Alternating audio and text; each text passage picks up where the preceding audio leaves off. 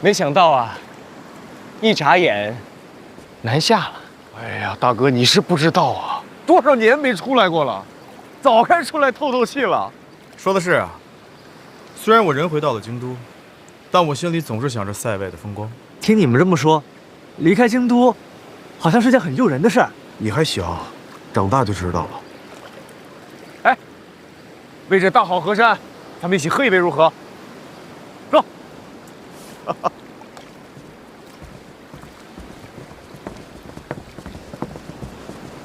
来，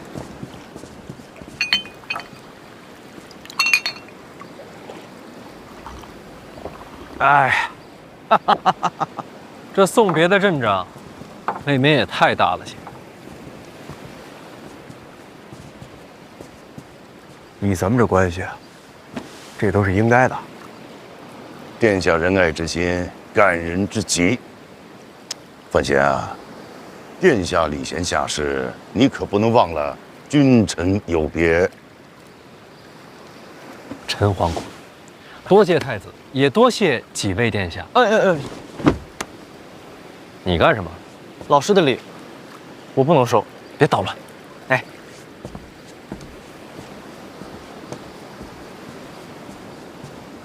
正好几位殿下都在，我也借这个机会跟你们诉诉苦啊。诉苦？说实话，我这个儿子，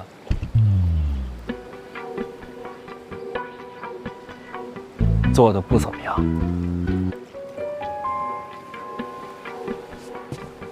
几位也都知道，我在儋州长大，不久前才回了京都。虽说一直住在范府，但心里总有事儿藏着，过不去，心里发慌。什么事儿啊？说出来听听。我替你做主，为什么慌呀？回来这么久了，还没进过范家祠堂，这像话吗？心里能不慌吗？临别在即，胆子也大了。父亲大人，正好几位殿下都在，也帮我做个见证。等孩儿从江南回来，怎么也该进祠堂，磕个头，上炷香。想清楚了，进了祠堂，入了族谱，你就真姓范。这话说的，我本来就姓范。差事先办完，其他的回来再说。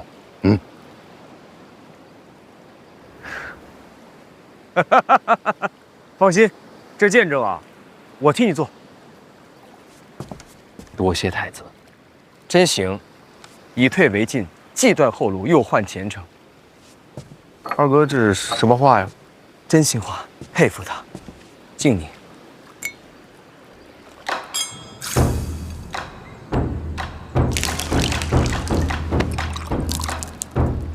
真气没了，南下要小心。真气没了，好过大势已去。别出意外，我等你回来。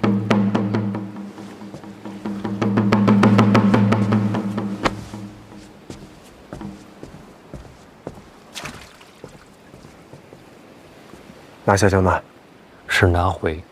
嘿，这觉悟。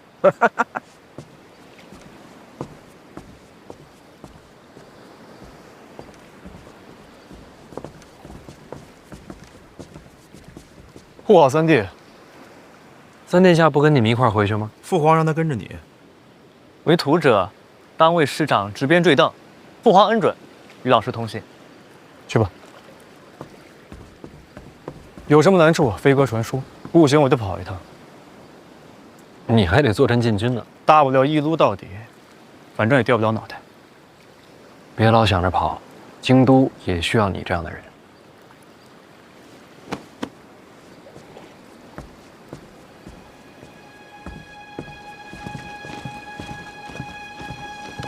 照顾好陛下。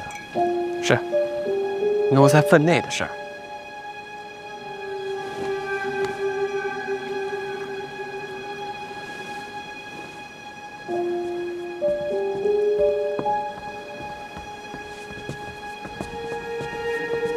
江面上风大，爹，你们也回吧。江南名家代长3大房，人脉深远，是真正的地头蛇。此次南下，成是最好，若是不成，直接回家，大不了什么都不要，范家养得起儿子。哎呀，知道了，爹，我送你下船。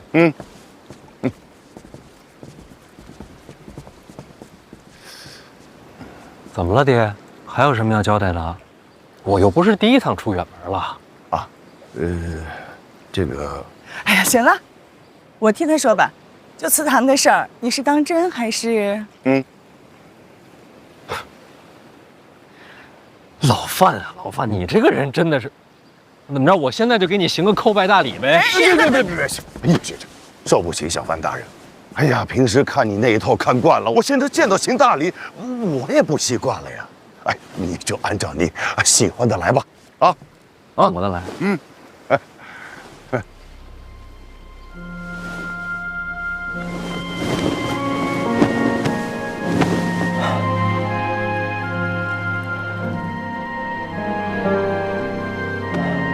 我从小姓范，将来也是。等你回家。照顾好自己。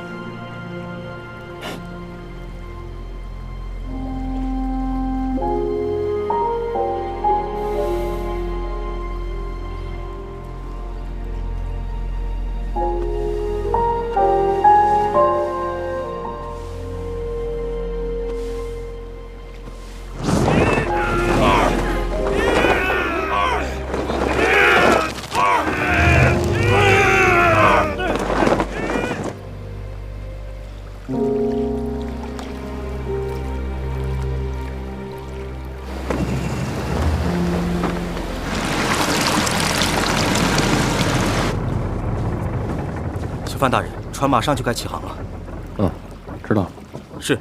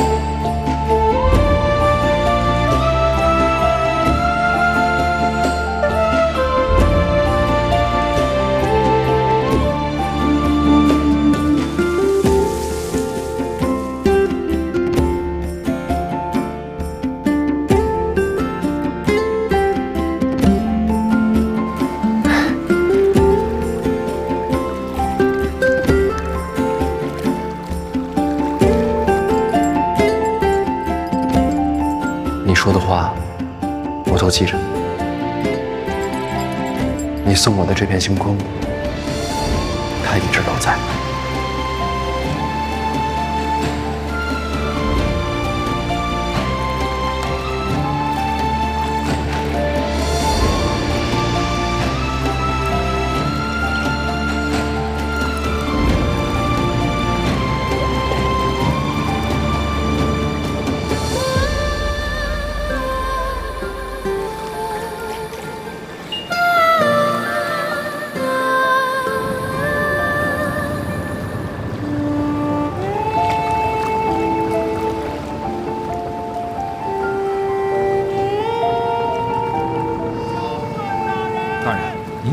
出狱先别动，带我去看看。小坤大人，小坤大人，沙洲水师守备许大人略备薄礼，敬请小范大人笑纳。这是干嘛的？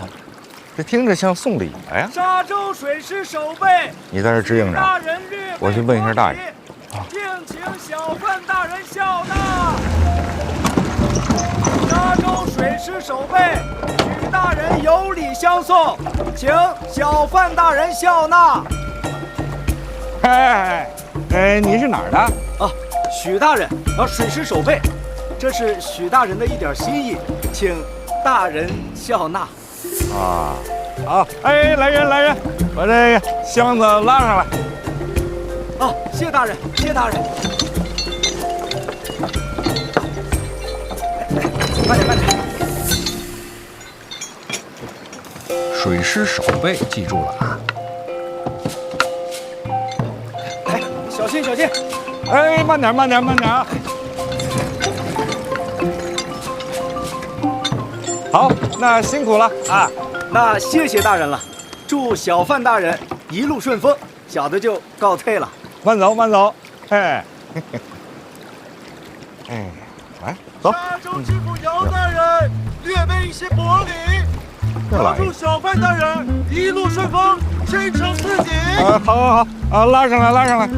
这还一个连一个，去拿个本儿，得详细的记录下来啊。好。小心啊！沙洲知府啊，姚大人。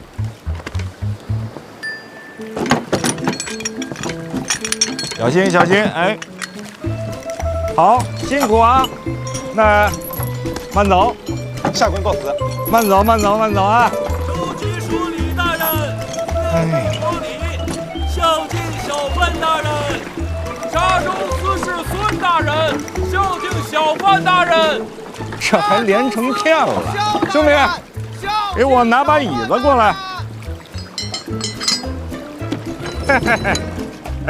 你是哪儿的呀？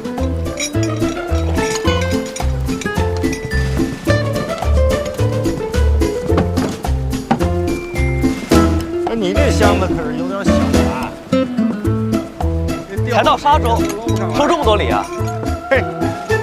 殿下，这说明啊，咱陛下的大庆啊，那是物华天宝啊，这人才辈出啊！原来如此。王兄啊，怎么有字不会写啊？那倒不至于。我是说，这么收礼不合适吧？大人在京都查贪腐清吏治，如今这个做派，怕是要遭人诟病。哎呀，没事儿，船上都是自己人，你们嘴严点，别让宫里知道。殿下，这话怎么也不该您来说吧？这是啊，你跟着大人时间短啊，但是你记住一句话。大人吩咐什么，咱们就做什么。大人从来没让人失望过，记清楚。清楚。看那边。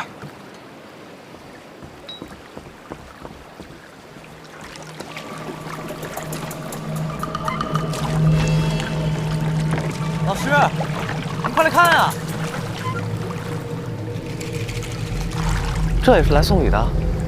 看这穿着可是不像送礼的，这倒像是拦路鸣冤的吧？有可能，大人也算钦差，拦路告状这种的，戏文里都有。大人，要不要让拦一下？从南下我就在想，要是明家不想让我接手3大房，会怎么应对？您是说，这是明家的手啊？看看呗。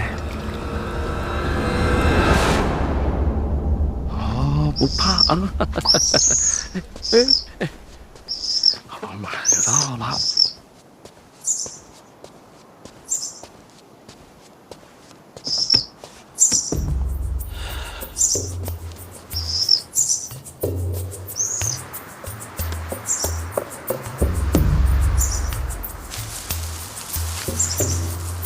别动我！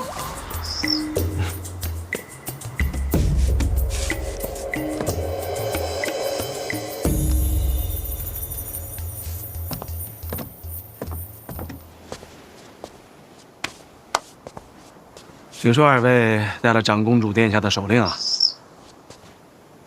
殿下有何吩咐？明家家主明清达，是我。敢问阁下怎么称呼？你刚才在上面干什么呢？嗯？啊，昨夜落风雨。昨夜落风雨，燕子从梁上掉下来，想想还不会飞。如果不送上去的话，又是一条性命啊！燕子窝，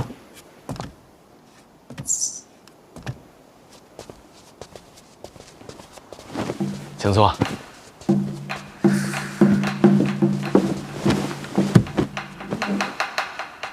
哈哈，来，请坐吧。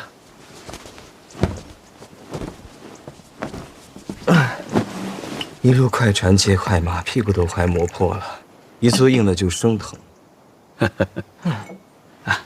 请用茶。过了，何事过了？明家这财力又是捞鸟窝，又是破衣袖，装的有点过，刻意了。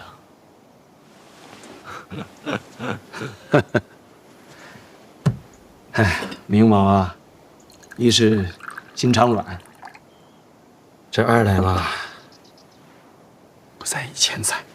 有道是啊，家财万贯，不如这粗茶一杯，心中宁静啊。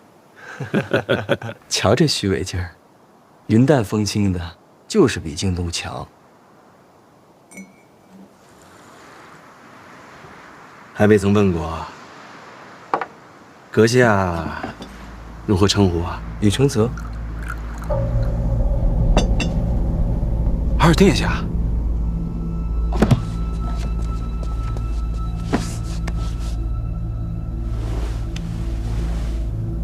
别跪了，起来吧。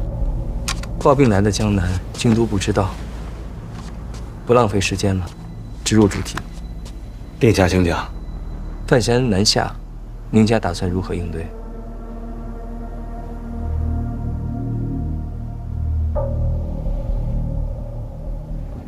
吃葡萄。吃葡萄？啊？哦，吃不到，还真有趣儿。你不是明家家主吗？事情太大，得等家母定夺。那就一块儿聊呗。都听了半天了，出来吧。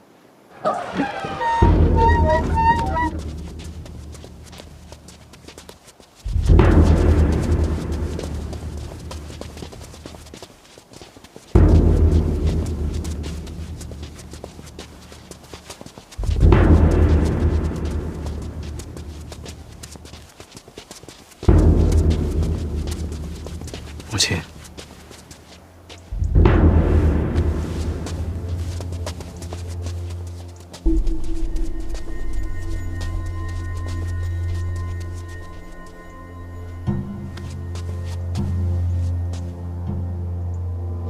老身一介女流，若非殿下召见，本不该抛头露面。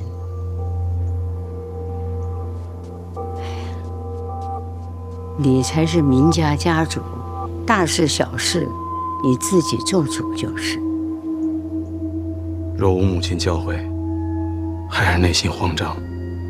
你这孩子，你都多大了，让我这个老太婆照顾多久？母亲长命百岁，比我长远。你呀，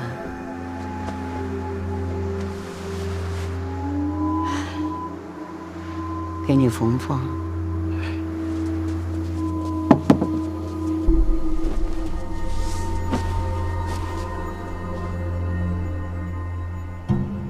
感情这云淡风轻是家传。殿下问明家如何应对范闲，其实很简单。明家常年为长公主，也为殿下效力。殿下希望我们怎么做，我们就怎么做。我希望三大房留在明家手中。好，这谈妥了。殿下吩咐，明家照办。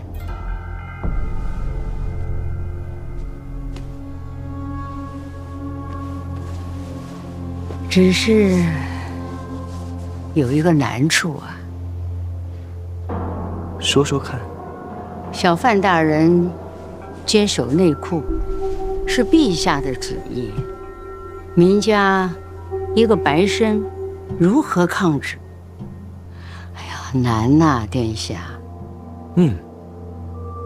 我都觉得难。三大房在之前，也不必为他搭上身家性命，更何况大不了改投到范闲门下，在哪儿当狗不是狗啊，是吧？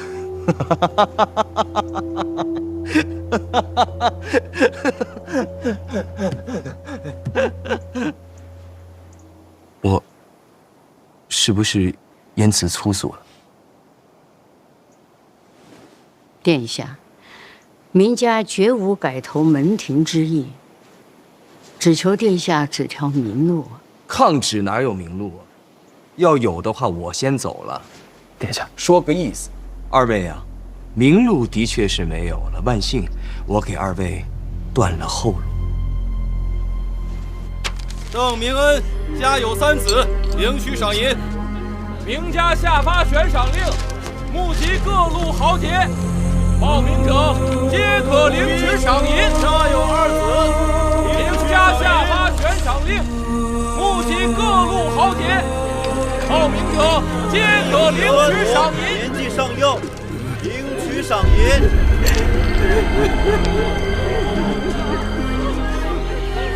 张某今有1女1孙，领取赏银。张辅之今有2女，1郎奴，领取赏银。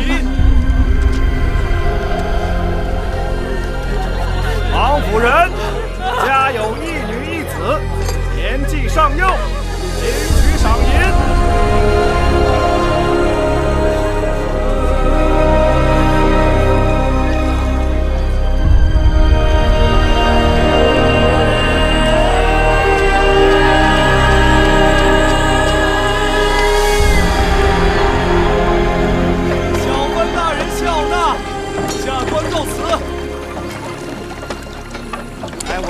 大爷们，咱们这是干什么呢？哎，不好意思啊，麻烦问您一下，咱这干嘛呢？没看见吗？在劫船呢。啊，劫船？劫船？劫船不得上来劫呀？上不来啊，太高了。哎，来几个人，给他们下个梯子。哎，对，弄个梯子下来，弄个梯子下来。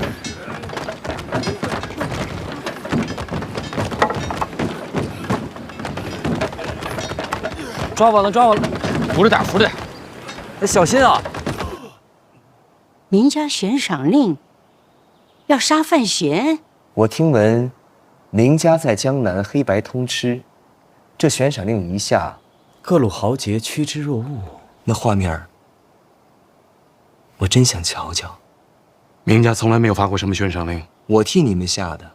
从此以后，你明家与范闲只能是你死我活。好一个断了后路！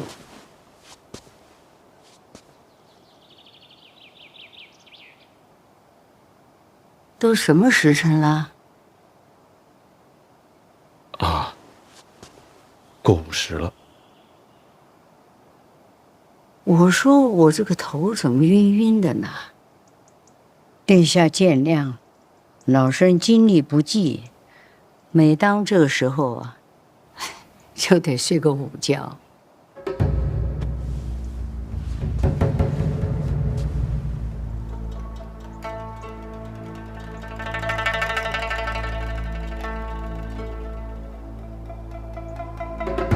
那就休息吧。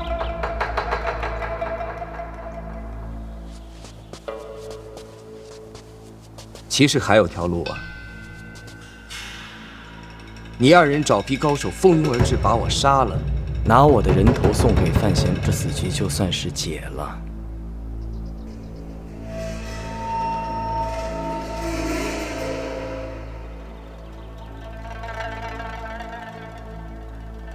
开玩笑，别当真。快休息吧。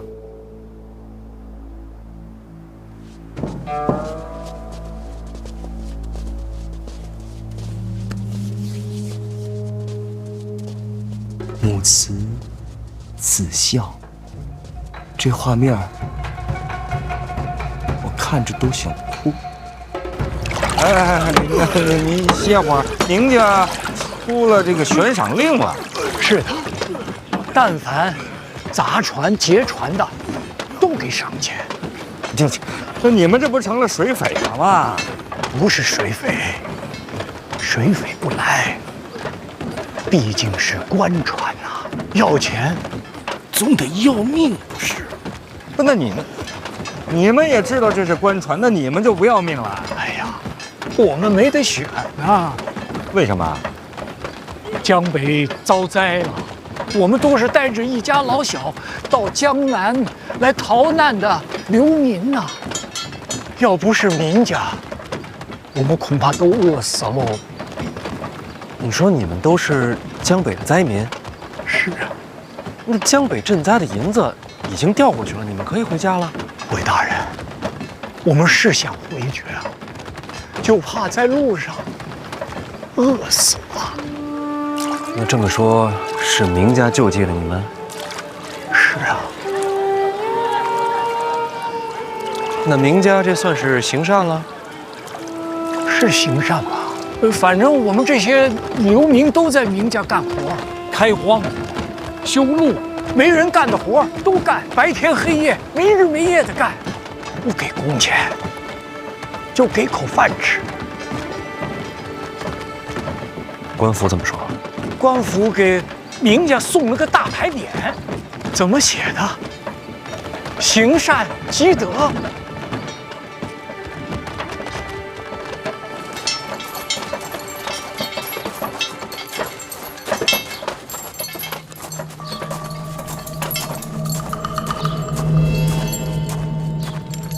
夏大当家，这灾民都上去了，咱们水寨是不是也得冲一波？水寨这会儿冲上，这些灾民就真没活路了。这都砸船了，这会儿必然死定了。哼，再看看范闲应的。大家都别急，人到了江南，就不差这一时半会儿。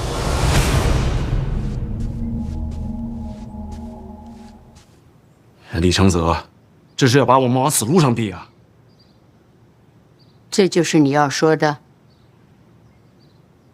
家中定有人暗投李承泽，不然悬赏令是发不下去的。谁是家主？我族中生变，家主难辞其咎，我该受罚。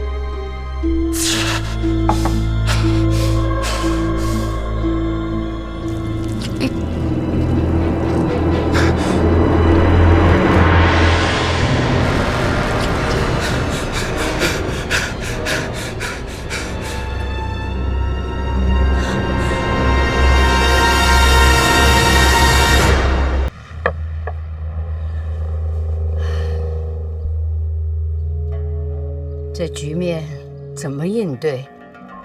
我会彻查，定把叛族之人抓出来。范闲才是关键。到这一步，没得选了，也只能跟李承泽和李云瑞站在一块儿了。三大房绝对不能交出去，不能交给谁？不能交给范闲，也不能交给李云瑞和李承泽，要让他们鹬蚌相争。我们明家才能够在夹缝中求存。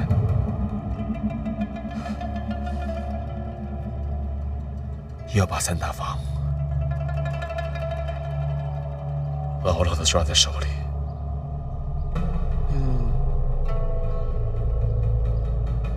停了。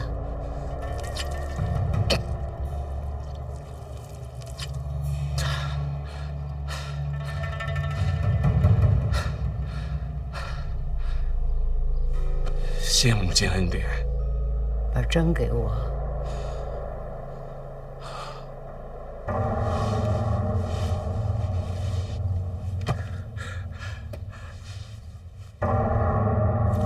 这。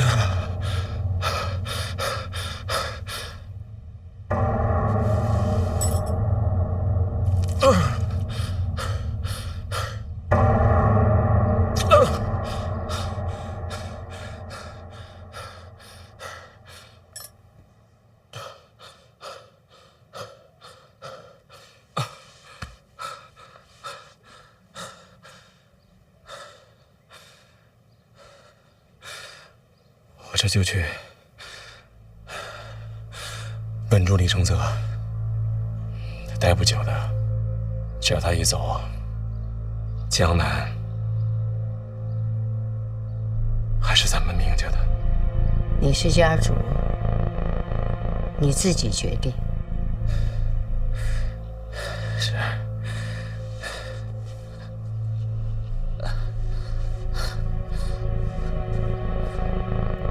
母亲午睡，孩儿就不打搅您了。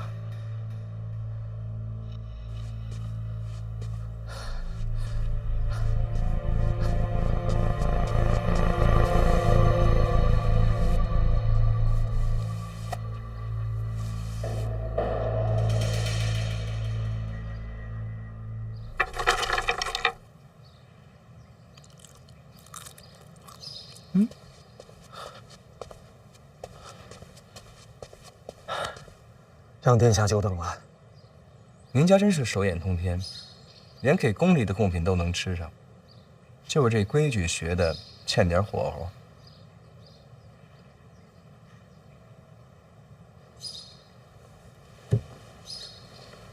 商量出结果了。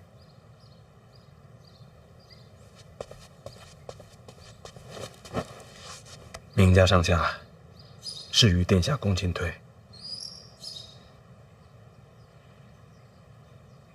没人了。家母的确已经午睡了，起来吧。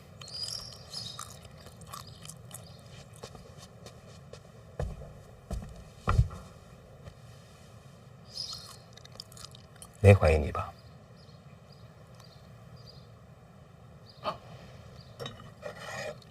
暂时还没有，不过他让我彻查家族，看是谁暗中投效的殿下。这个事得好好想想，看把谁拿出来定罪合适。您家我不熟，你自己找点旁支输出定罪。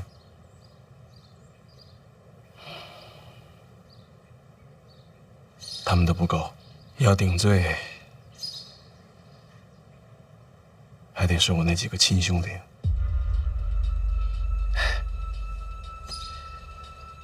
人非草木，孰能无情啊！想想，要把我那几个骨肉同胞亲手送上死路，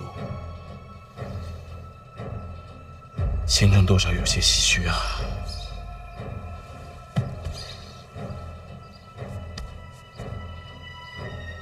你善待人是好事，我没事也善恶一回两回的，但有时候给他们个好结果，让他们看起来感恩戴德就够了。是，可你不能往深里想。人有人的命，你慢慢唏嘘吧。我先回京都。殿下这就要走，事谈完了，不走干嘛？可江南这边还需要殿下主持大局啊。京都那边也看得紧，如果让陛下知道我来江南，什么都完了。如果殿下不能久留，那长公主那边姑姑在访客，也来不了。范闲权势滔天，如果二位都不在，单靠明家，怕争不过的呀。谢边给你留下。明白了，明某以后如何行事，都会请教谢先生。不用，你自己做决定就好啊。若是输给范闲呢？那也正常。别想太多，守住3大房，努力就好。你放宽心，答应你的不会变。等这事儿了了，明家就只有家主，没有什么老太君。多谢殿下。大爷，歇会儿，做饭。做饭吧，大爷。热馒头。歇会儿，咱们先吃。慢点，都有啊。哎，慢点喝，慢点。要是没喝够的话，咱们再来一碗。还能上一碗？可以。哎呦，谢谢大爷。再来一碗，再来一碗。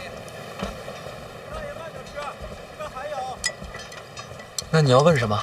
问吧。您是从京都来的小范大人吗？没错，我就是范闲。谢天谢地，小范大人，你等等啊！老哥几个，是小范大人呐，没砸错呀！谢谢范大人。哎呀，谢谢啊！本来呀，还怕弄错了，给人添麻烦。哎，那你们劫船这赏钱怎么算啊？岸上有人看着呢，只要砸船，就有赏钱。那这么说，你们一会儿回岸上就有银子拿了？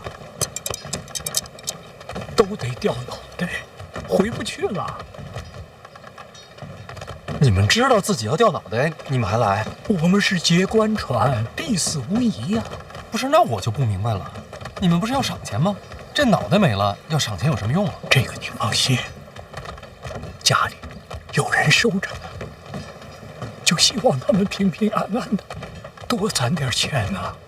这要是回江北，不就有指望，有盼头了？那你们呢？你们不回去了？想回去，能回得去吗？还是让孩子换条生路吧，这样总比在路上拖累他们强吧。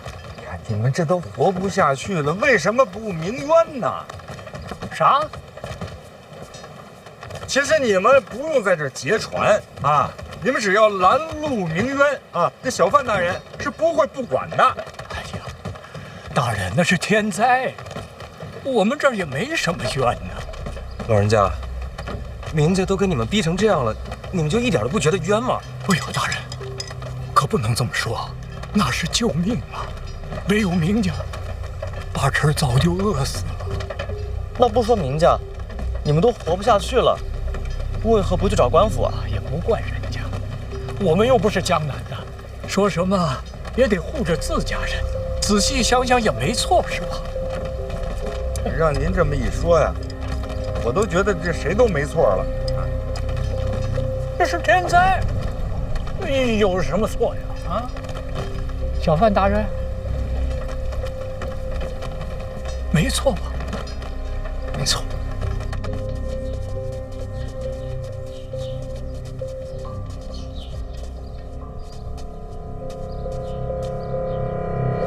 想要夺权，还是要他死？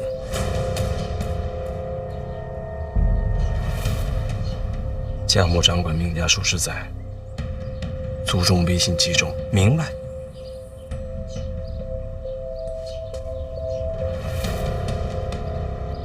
亲自动手，母子连心，最好不要讲究。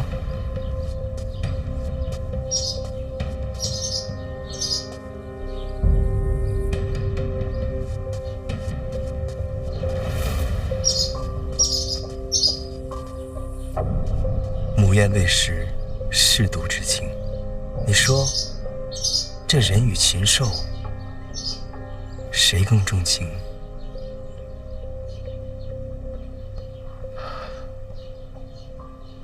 我更喜欢禽兽。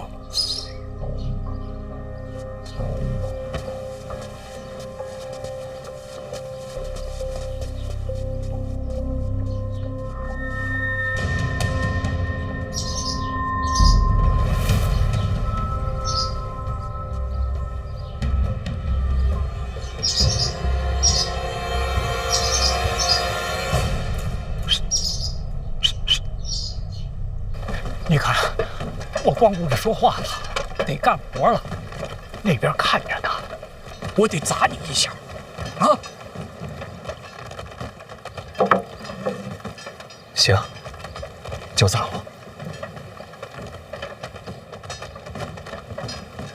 砸了，咱们往这儿走2步，看得清楚。这儿能看见就好。那我就砸了。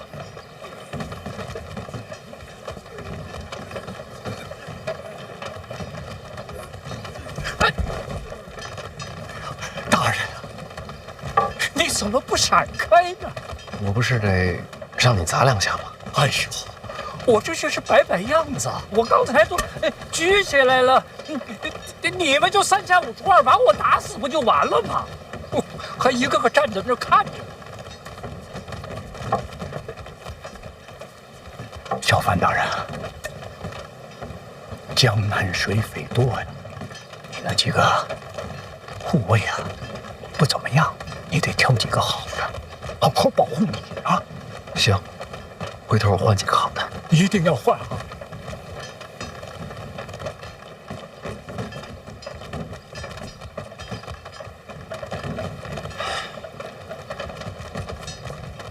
那我就再砸一次，记住，让他们拿刀来真格啊！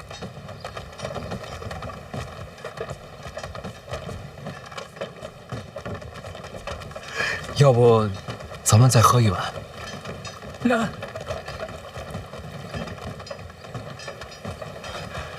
那也行啊，再来一碗。哎呀，谢谢。哎，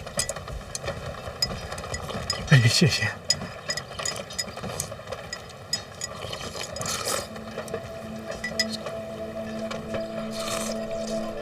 要是江南没有名家，会怎么样？回大人，都一样，没有名家，还有张家、赵家、李家呢。这3大房啊，就是聚宝盆，谁守着，谁就是下一个名家。没错，其实只要我回到京都，结果都一样。没有名家，也会有其他家族。老王，在大人，给他们送些银子，送他们上岸。明白。那边收礼的别停啊，给什么都接着。是。大人，也要送我们回去。回家吧，会好的。不行啊，大人，我们已经砸船了，你不让动刀，还送我们回去，那你的官位和脸面怎么办？往哪儿搁呀？做官的脸面是你们。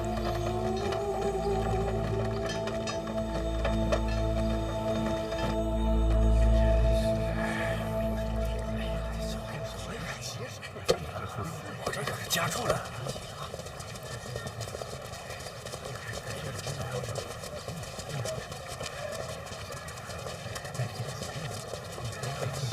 周教。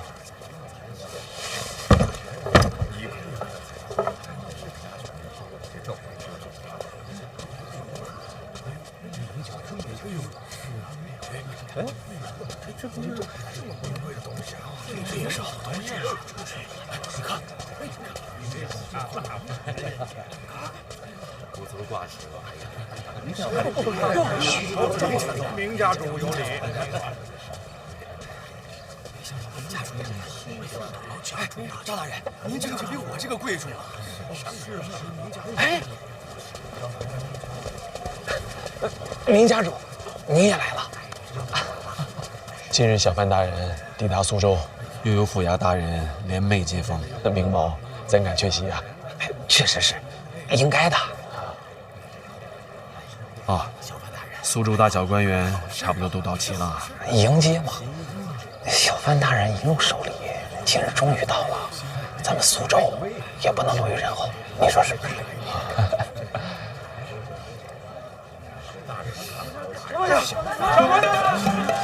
没有官绅，你这敢来凑热闹啊？这些店名胆子越来越大了。小范大人下床没？下来！住手那头，这就是小范大人的床。下来呀！小范大人！哎，小哥，对不起，小范大人，小范大人，张大人。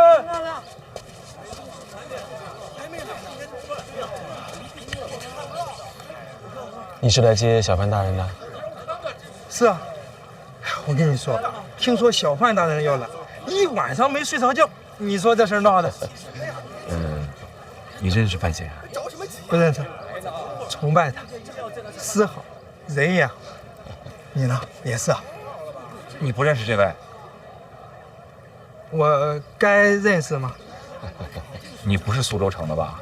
不是。在下姓许，富春县任书使。说一个小吏，也敢来凑热闹。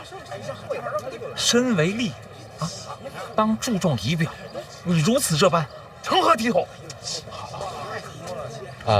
他们也都是富春县的吗？那不是，江南各县吏员都有。你们也配凑热闹？我们是有正事儿。是何等正事？小范大人来了！搞什么呀？下去！小范大人，是小范大人！终于来了，终于来了！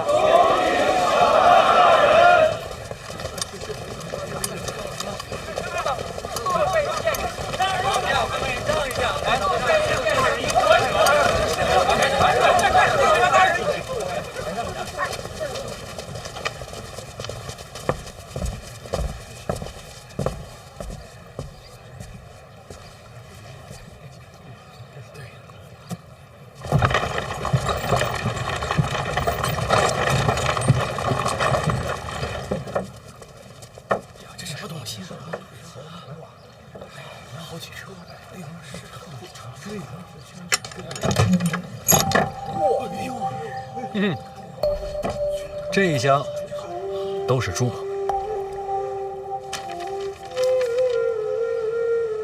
这是沙州知府姚青莲姚大人送的，还有这一车呢，都是路上官员所送的礼物，送礼官员的名字皆记录在册。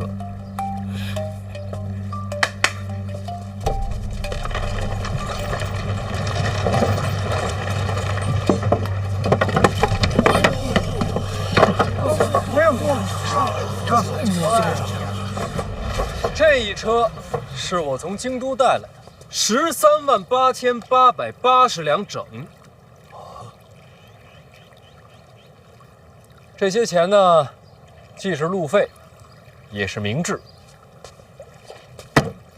老子有钱，所以有底气。至于这官员送的礼，都是罪证。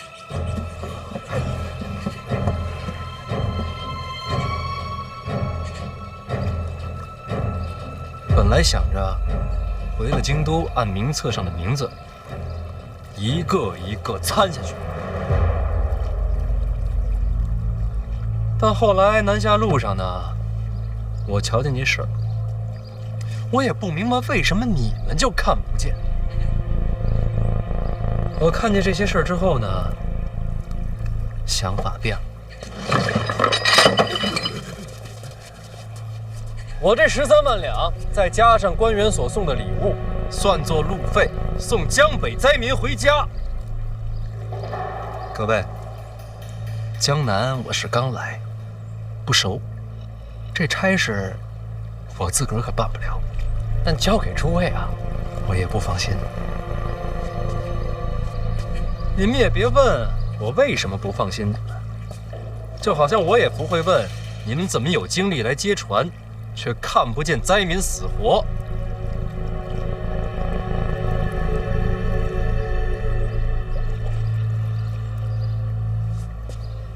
咱们呀，彼此之间都留点脸面。既然不放心诸位大人，范某就只能越俎代庖，换了条门路，把这事儿给办了。各县吏员何在？在呢。傅存彦殊死在此，应邀前来。参见小范大人，我家知县向您问好。你家知县是哪位啊？我家知县正是杨万里杨大人，也是大人您的学生。杨万里已经是知县了，刚到任不久。知县托我向你转告，大人教诲，好好做人，好好做官，他一字未忘。如今江北灾民能有一线生机，全依托老师之恩。别谢我，这礼物啊都是那些大人送的，咱们得谢谢那些大人。多谢那些大人。我相信在场的诸位呢也不会吝啬，咱们也得谢谢这些大人啊。谢谢这些大人。礼物都是官员送的，各位，咱们可得避嫌呐。所以范某就自作主张，请了江南各县吏员汇聚苏州，这些银子就交给他们分发各县救民倒悬。各位父母官，觉得如何？好事，好事。哎呀，小范大人办事周密啊！我等定当倾囊相助。各县吏员上前。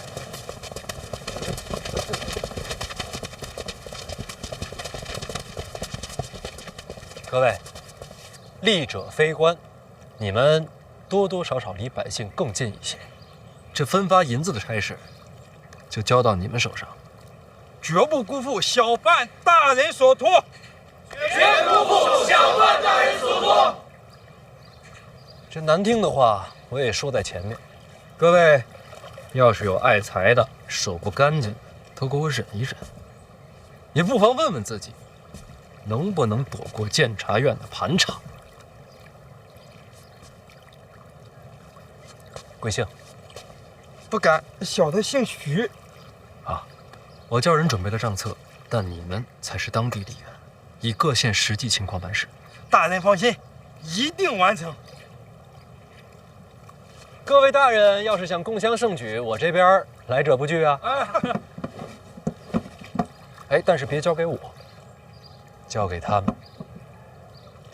言尽于此，接风宴就不必了。各位自便吧，也请自爱。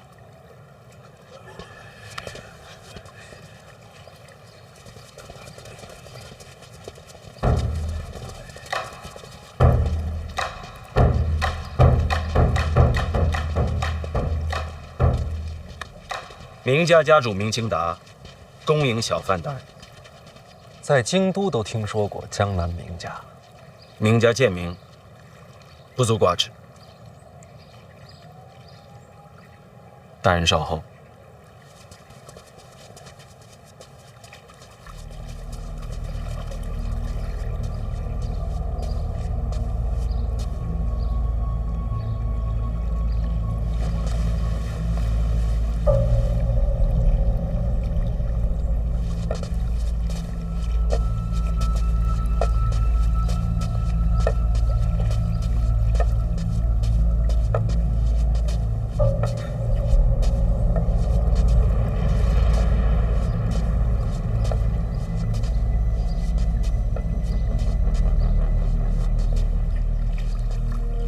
大人，这位是姜母。二位也是来接风的？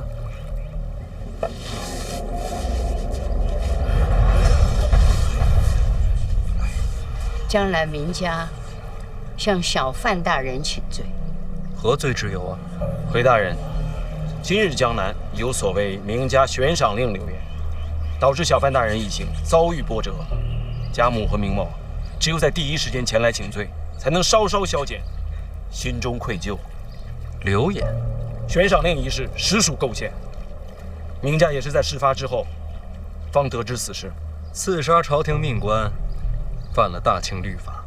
若是构陷，没凶犯可就不能结案。明家一定为小范大人追查凶犯。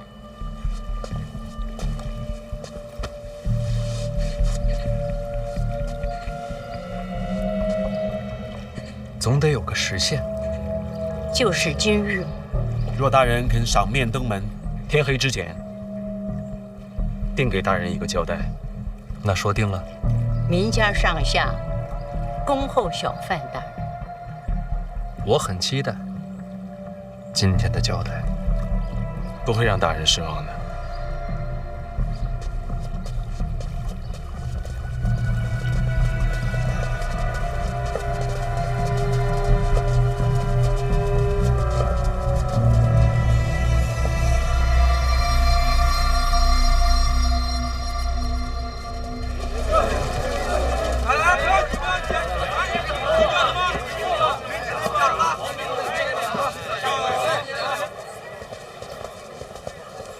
老师声威显赫，看来明家要突然投效了。